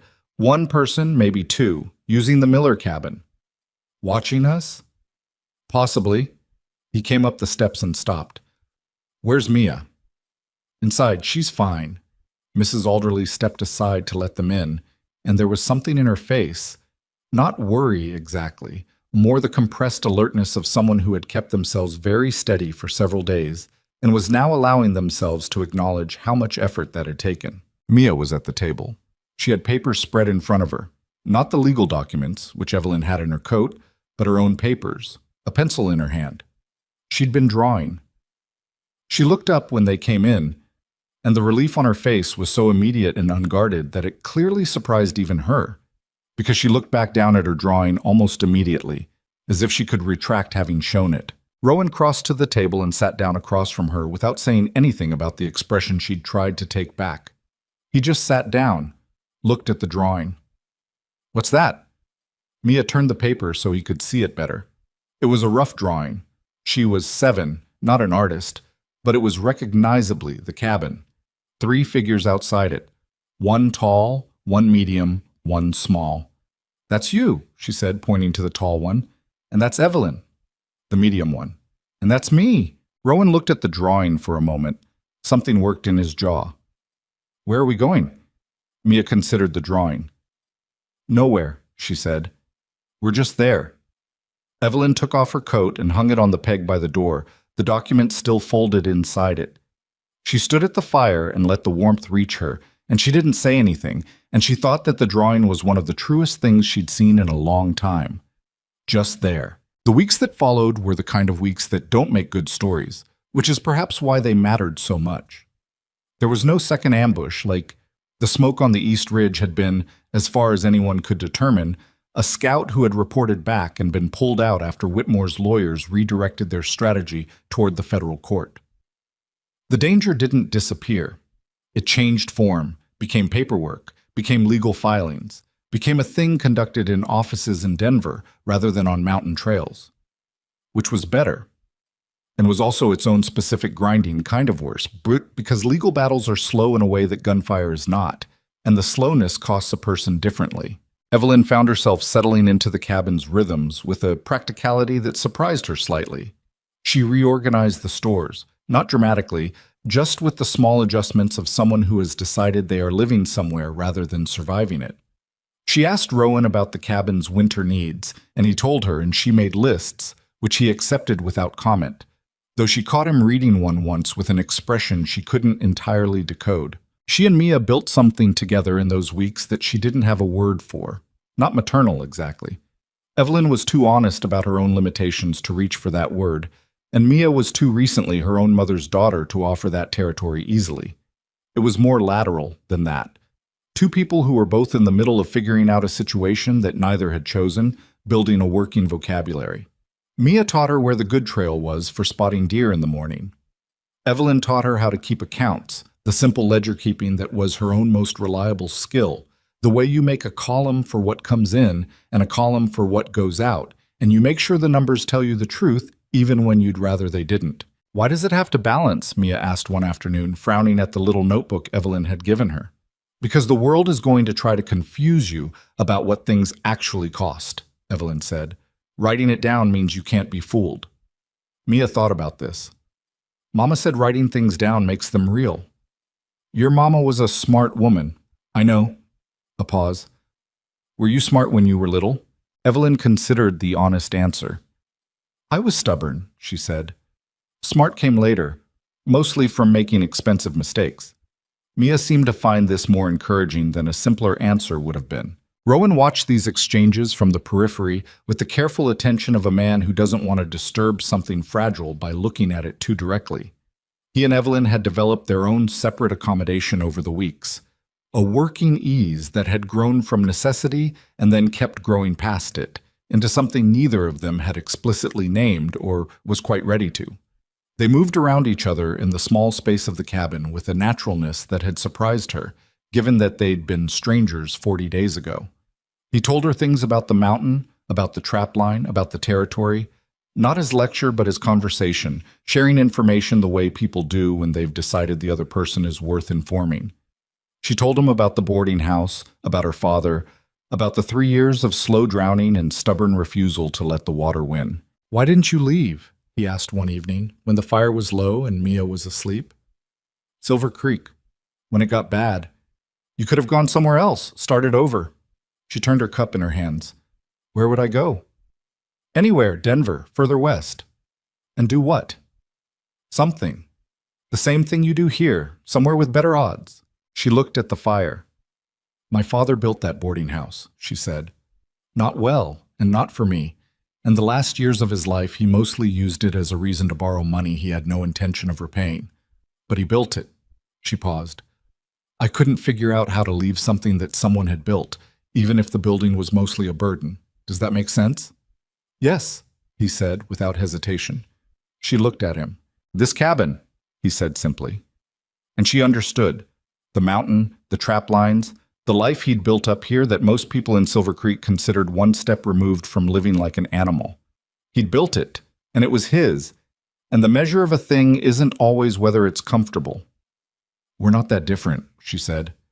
No, he agreed. I noticed that somewhere around the second day. The federal hearing was scheduled for late February, 12 weeks after the stay was issued, which Aldous Crane said was actually quick for federal procedure and which felt, to the people living in a mountain cabin counting down to it, like a geological era.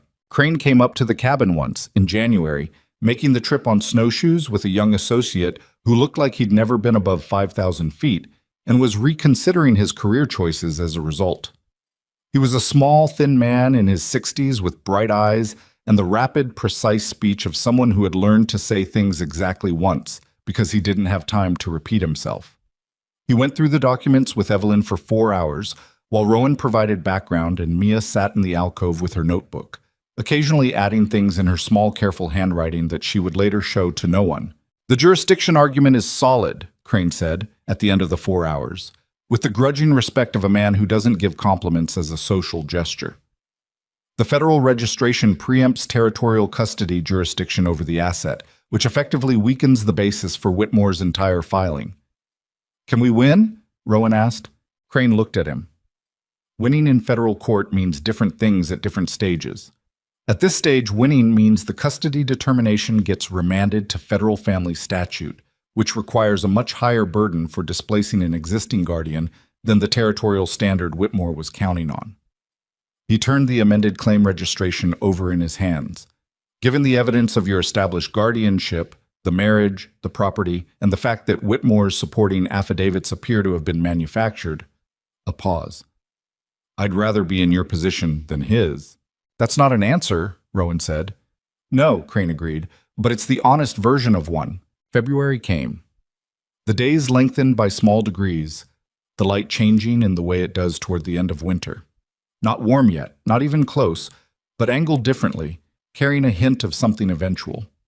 The cabin's woodpile had been worked down to a third of its original height, which Rowan rebuilt methodically through the cold weeks, and which Mia helped with in a limited capacity that was mostly about handing pieces over in the correct order, which she had decided was an important role and argued for vigorously when it was suggested she might be cold. The night before they were to leave for Greystone in the federal hearing, Mia couldn't sleep. Evelyn heard her the same way she'd heard her that first morning. The shift of weight, the too careful stillness of a child who doesn't want to be heard being awake. She got up, fed the fire, and sat at the table.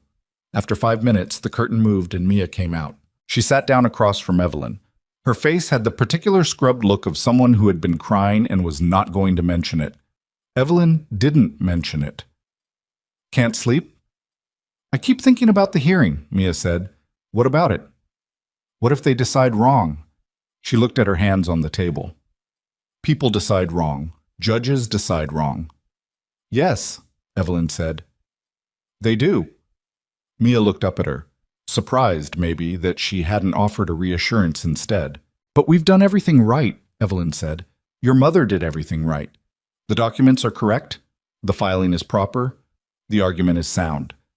Sometimes the right thing doesn't win, but we've given it every possible chance. Mia was quiet. Then, what happens to me if they decide wrong?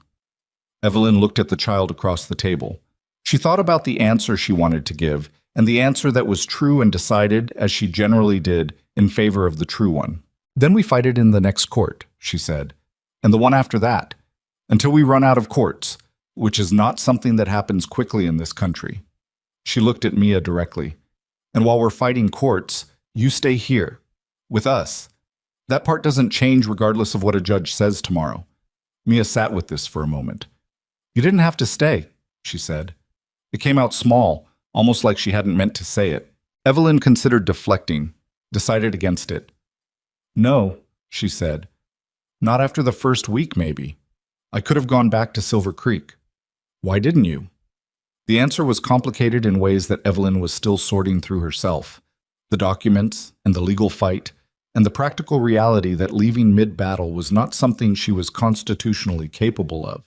But underneath all of that, there was something simpler and harder to say. Because you drew a picture with 3 people standing outside a cabin, she said, and none of them were going anywhere. Mia looked at her for a long moment with those careful, old-for-7 eyes.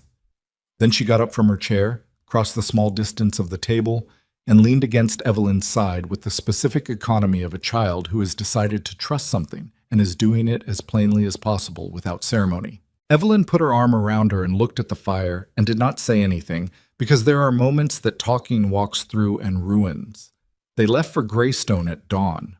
All of them this time. Mrs. Alderley declining the trip but wishing them something that functioned as a blessing without using the word. Mia rode between Rowan and Evelyn on the sled. Wrapped in so many layers she was approximately spherical, watching the mountain come down around them as they descended toward the valley. The federal hearing lasted 2 days. It was not dramatic in the way that the cabin's porch had been dramatic, or the ambush on the trail, or even Evelyn's first conversation with Rowan at the bar of the Miner's Rest. It was the drama of rooms and documents, of men in good coats making precise arguments to a federal judge named Eleanor Marsh, who had sharp eyes and the specific patience of someone who had been doing this long enough to know that the person who talks fastest is not always the person who is right. Whitmore's lawyers were good. Crane had not oversold them. They argued the jurisdictional question with impressive technical facility, found 3 cases that superficially supported their position, and submitted 17 affidavits as to the unsuitability of Rowan's guardianship, most of which Crane systematically dismantled with a precision that Evelyn found almost beautiful in its efficiency. Anna's documents were entered into federal record. The amended claim registration, the witness affidavit, the correspondence from the Denver Land Office, the confirmation number that traced back to a registrar who was still employed and able to verify his own signature, each one landing on the record with the quiet weight of things that had been true the whole time, waiting to be acknowledged. Judge Marsh recessed after the second afternoon and returned with her ruling the following morning. She was brief. Evelyn had the impression she'd made the decision sometime during the first afternoon and had spent the subsequent 18 hours writing it precisely enough that it wouldn't be easy to argue with. The territorial court's emergency custody order was voided on jurisdictional grounds. The silver claim and associated lands were confirmed as under federal protection as Mia's inheritance. Custody was affirmed jointly in Rowan and Evelyn Blackridge, with no mechanism available under federal family statute for Silas Whitmore's petition. The ruling found his supporting affidavits to contain material inconsistencies, which was the judicial language for what Evelyn and everyone else in the room understood to be fabrications.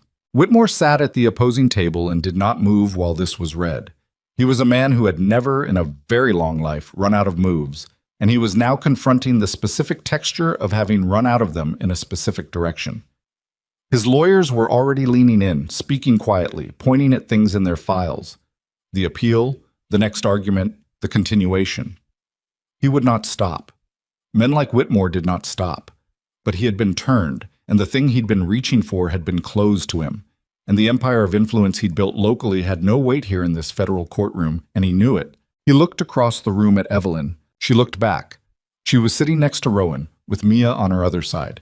Mia, who had been allowed in the gallery and had sat with her hands folded in her lap for 2 days, with the concentrated stillness of someone who understands that the adults around her are handling something important, and that her job is not to add to the difficulty.